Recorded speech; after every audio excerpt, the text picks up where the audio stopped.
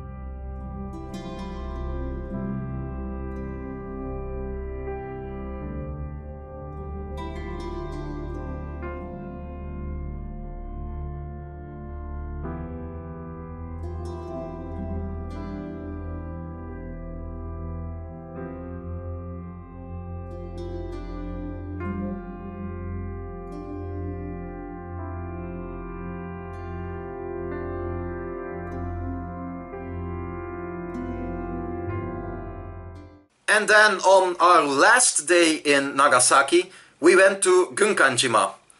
Gunkanjima translates to Battleship Island, which is basically a deserted coal mine. The reason they call it Gunkanjima or Battleship Island is because when you look at it from a distance, it's almost shaped like a battleship. You see these, it's almost like a ruins, well it is ruins, of buildings. The place was abandoned like that. So all the buildings are still there and they're still in pretty good shape. And we toured around it. The plan was to board the island as well, but the waves were too... The sea wasn't calm enough, it was too rough and we couldn't enter the island. But we circled it once or twice and got some pretty cool footage of that. So please enjoy.